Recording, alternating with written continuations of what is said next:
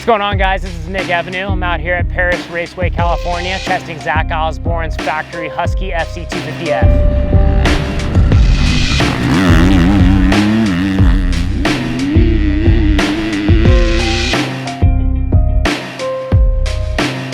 First thing I noticed when I sat on Zach's bike is he's a little bit shorter than I am, so the foot pegs are brought up a little bit higher than I would have liked, and the suspension setup's a little bit different than what I'm perfectly used to on my race bikes when I used to race professional.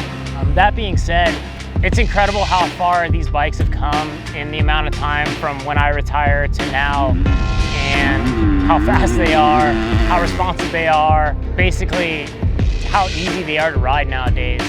Another thing is the power response on this bike. You know, we have 85-foot quads and triples out of corners here, and I can do them in second gear on this bike as opposed to a stock 250F where I'd have to rip the corner in third and probably click fourth to get over it. This bike, second gear, gets over it no problem. Definitely for me, a interesting thing that Zach runs on his bike that I'm not used to is the grips. So he likes to run a tapered off grip towards the end because he has a little bit smaller hands.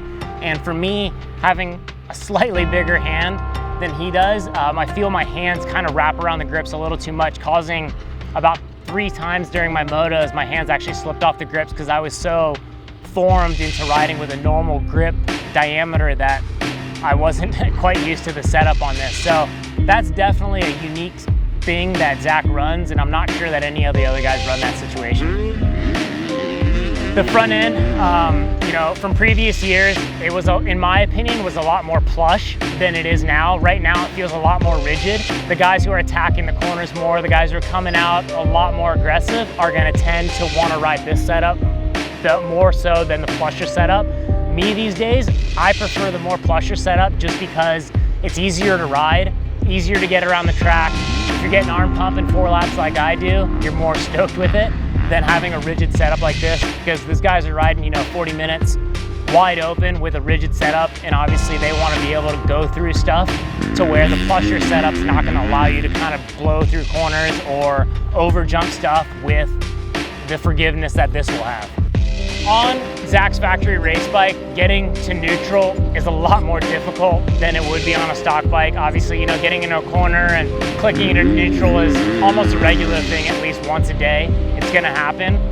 On this bike, it's almost near impossible to do because I can barely get it into neutral when I stop the bike to go park hitch. If I were a racer still, I would probably lean more towards this setup, obviously not worrying about getting the bike into neutral once I'm done with it.